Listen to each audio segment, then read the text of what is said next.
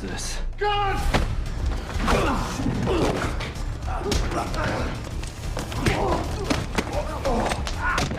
Halo Gabuters, dimanapun Anda berada, bagaimana kabarnya? Saya doakan semoga kalian semua sehat selalu serta diberikan rezeki yang berkah barokah. Kembali lagi dengan saya Rana, kali ini saya akan membahas sebuah alur cerita film yang berjudul Countdown. Yang mana film ini merupakan film yang menceritakan tentang seorang polisi yang selalu berbuat seenaknya namun misi yang dijalaninya pun selalu tuntas. Baik tanpa banyak ngangengong lagi, langsung saja renggangkan badan, hembuskan nafas, dan markijo, mari kita lalajo. Silent.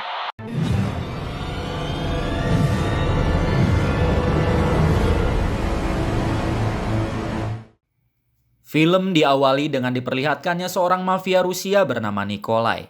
Terlihat Nikolai yang sedang berada di sebuah tempat pembuatan kapal miliknya untuk menutupi semua bisnis kotornya.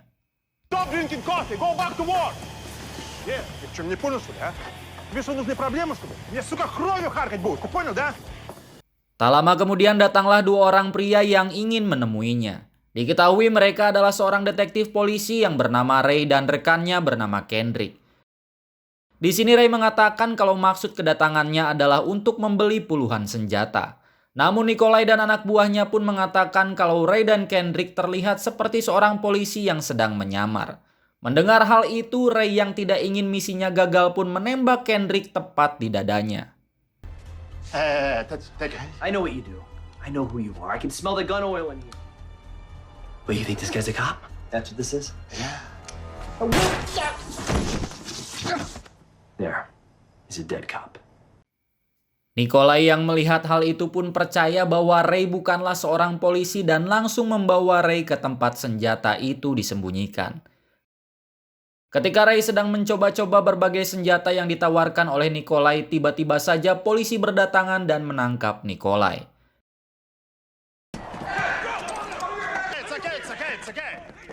Okay.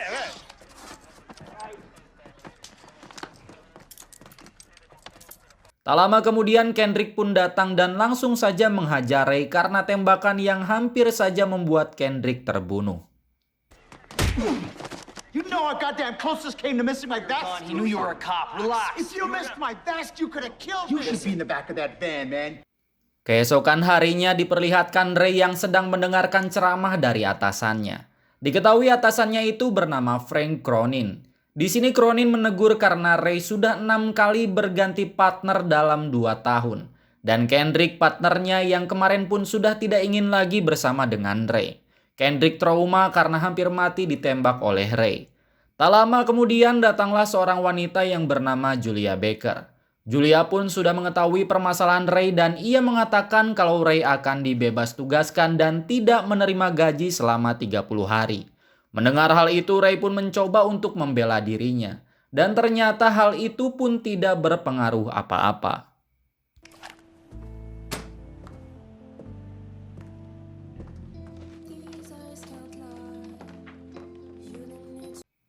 Keesokan harinya, Ray yang sedang tertidur pun mendapat pesan dari Cronin karena ada hal penting yang mengharuskannya pergi ke kantor. Sesampainya di sana ternyata semua tim kepolisian pun sedang menyelidiki sebuah paket yang diduga ditujukan untuk Ray. Paket tersebut adalah sebuah website yang mengharuskan mereka login ke dalam sebuah akun. Di sini mereka telah mencoba semua hal pribadi yang berkaitan dengan Ray namun tetap saja gagal. Kemudian Ray pun meminta mereka untuk mengetikkan sebuah nama yaitu Mickey. M-I-K-E-Y? Yeah. We're in. Oh. Tak lama kemudian website itu pun berhasil dibuka dan ternyata itu adalah sebuah video yang memperlihatkan seorang anak yang sedang disandra dan sudah dipasangi rompi bom yang kapan saja siap diledakkan. Di sini si penculik pun meminta Ray untuk datang ke sebuah acara di Kolosium pada jam 12 siang dan langsung menyerahkan uang tebusan sebesar $2 juta. Si penculik itu pun mengancam kalau Ray membawa polisi dan menipunya, dia akan membunuh si anak kecil tersebut. Ray yang sedang dibebas tugaskan pun dengan terpaksa harus menjalankan misi tersebut. Tak lama kemudian Ray pun langsung bersiap-siap dan sebelum berangkat ia mendapatkan peringatan dari Cronin untuk tidak mengacau karena jika Ray mengacau pada misi yang sekarang maka akibatnya akan sangat fatal. Let me take him. I'll get the kiss location. Listen, Ray, you've been sitting on this for a year, and you're going to be on the hook for it. Do you really, the mayor, the media, you think they care? Singkat cerita, Ray pun telah sampai di Kolosium tersebut.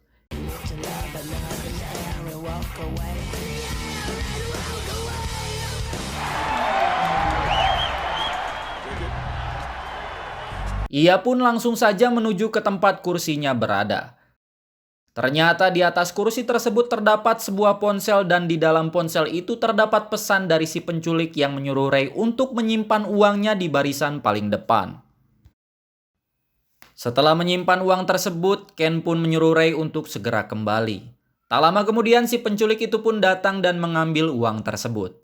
Si penculik itu pun pergi ke toilet untuk memindahkan uang dari tas yang dibawa oleh Ray karena ia yakin kalau tas tersebut telah dipasangi alat pelacak.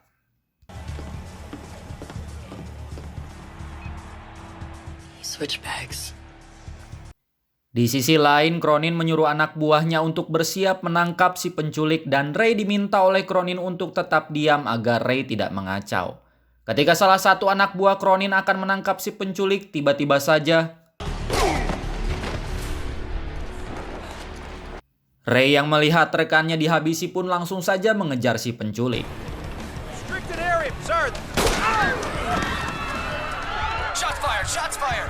Di tengah-tengah pengejaran itu salah seorang petarung menghadang Ray. Karena ia berpikir kalau Ray hanyalah seorang preman biasa yang sedang mengacau.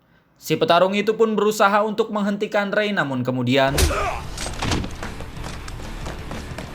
Now that's a real man. setelah membereskan petarung tadi, Ray pun kembali mengejar si penculik.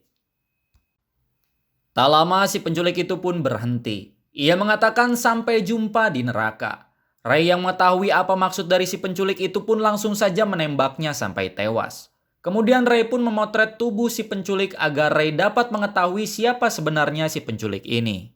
Keesokan harinya terlihat Ray yang sedang berusaha mencari tahu identitas si penculik.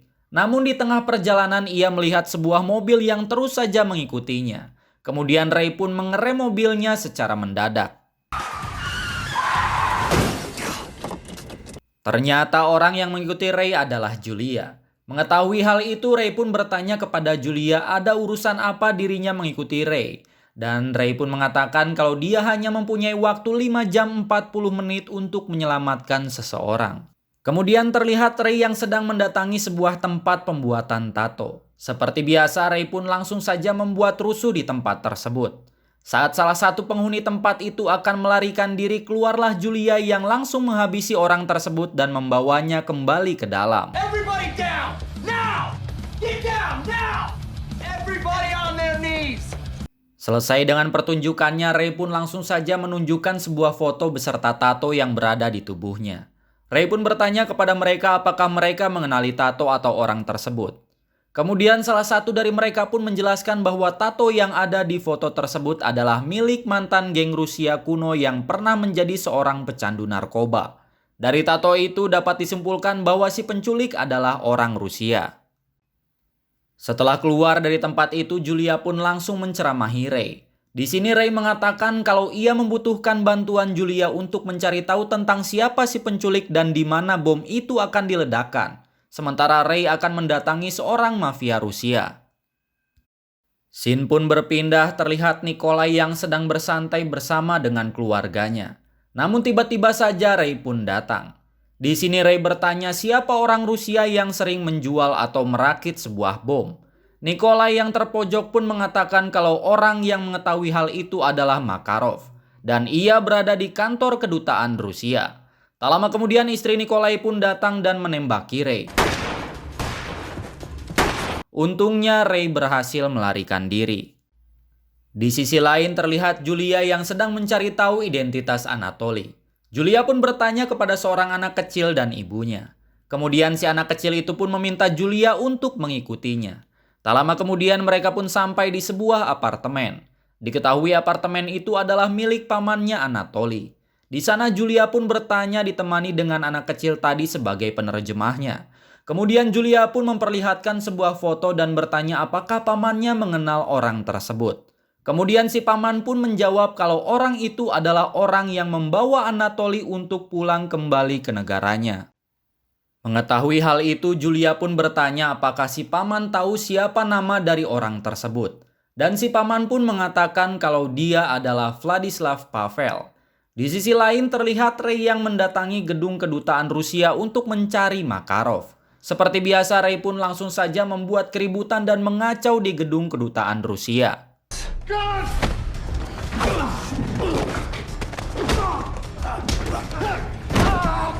Markov. Tak lama kemudian Ray pun menemukan Makarov. Ray pun langsung menyiksa Makarov agar Makarov mengatakan siapa pembuat bom tersebut. Karena merasa dirinya tidak akan selamat, Makarov pun mengatakan kepada Ray untuk mendatangi Slava si pembuat bom tersebut. Makarov pun mengatakan kalau Slava tinggal di Fremont. Setelah mengetahui hal tersebut, Ray pun menyandra Makarov agar dirinya bisa segera keluar. Setelah berhasil keluar, Ray pun mendapat telepon dari Julia yang meminta Ray untuk segera menemuinya. Setelah bertemu, Julia pun langsung mengatakan kalau ia sudah mengetahui kalau si penculik itu bernama Pavel.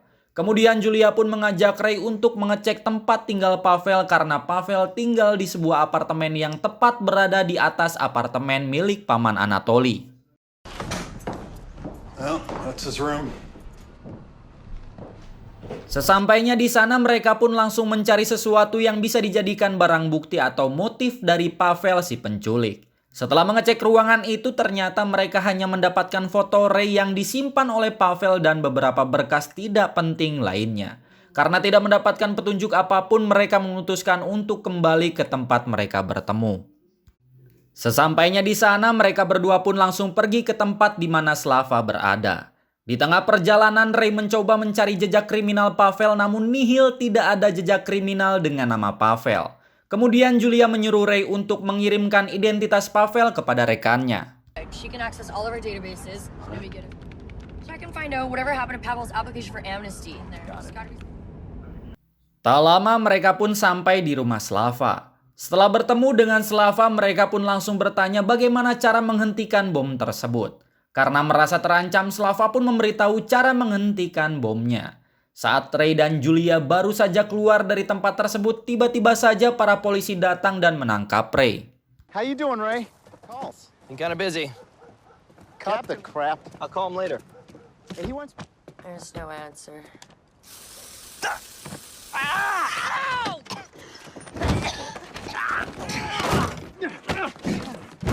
Sesampainya di kantor polisi, terlihat Ray yang sedang berada di sebuah ruangan interogasi. Di sini Kendrick ditugaskan oleh Cronin untuk menginterogasi Ray mengenai apa yang telah dilakukannya akhir-akhir ini.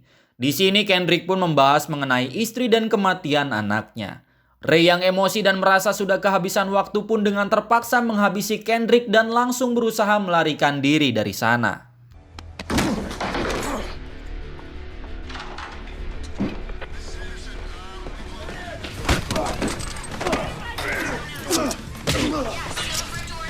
Di sisi lain terlihat Julia yang berhasil mendapatkan info mengenai Pavel yang pernah bekerja di sebuah pabrik kayu. Julia pun yakin kalau Pavel pasti menyekap Anton di pabrik kayu tersebut. Kembali ke Ray yang sekarang terpojok oleh Cronin atasannya. Walaupun dalam keadaan terpojok, Ray tidak kehilangan akal untuk melarikan diri. You had your chance.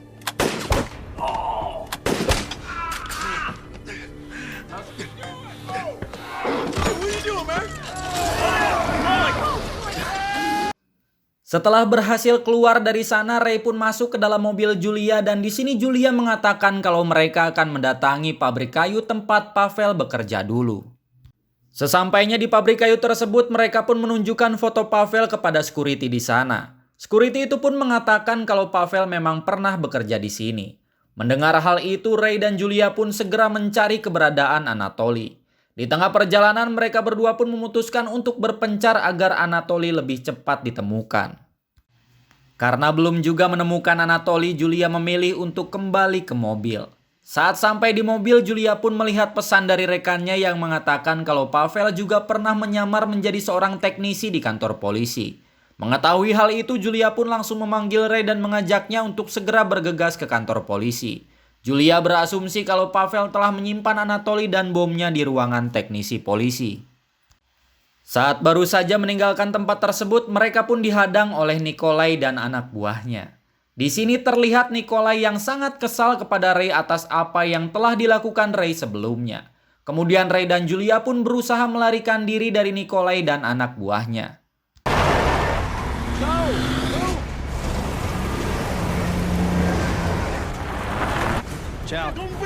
Быстрее не можешь, что ли? Не упускай их! Turn! Namun sayangnya usaha mereka pun sia-sia. Mereka pun tetap tertangkap oleh Nikolai dan anak buahnya. Kemudian Ray dan Julia pun dimasukkan ke dalam mobil dan dibawa pergi oleh mereka. Namun saat di perjalanan seperti biasa, Ray membuat kekacauan dan menghabisi semua anak buah Nikolai di dalam mobil itu. Sayangnya Nikolai berhasil keluar dan masuk ke mobil yang lain.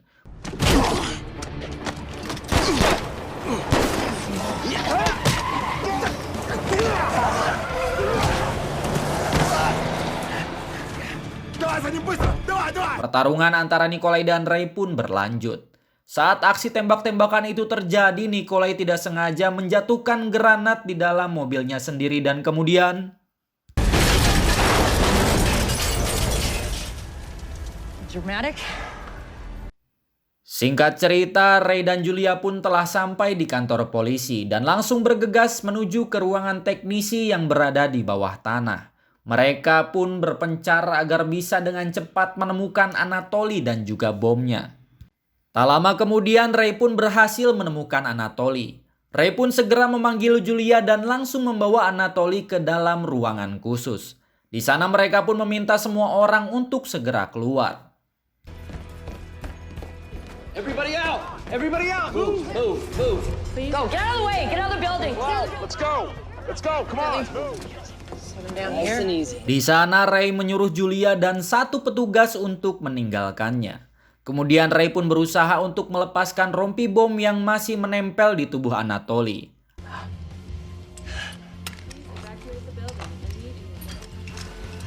Akhirnya Ray pun berhasil membuka rompi bom tersebut dan tak lama kemudian bom itu pun meledak. Kemudian terlihat Ray dan Anatoly yang berhasil keluar dengan selamat. Di sini Cronin pun sangat berterima kasih kepada Ray karena telah menyelamatkan semua orang yang ada di kantor tersebut. Ray yang melihat Kendrick pun langsung saja meninjunya karena telah menangkap Ray dan menyinggung keluarganya di ruangan interogasi. Dan film pun berakhir. Dan itulah tadi alur cerita film Countdown. Pesan yang dapat disampaikan dari film ini adalah jadilah seorang yang seperti layaknya pengacau tapi tujuannya untuk menyelamatkan, dibanding menjadi seorang yang berpura-pura seperti penyelamat padahal mengacaukan. Saya Rana beserta jajaran kru yang bertugas pamit undur diri. Salam RN Movie.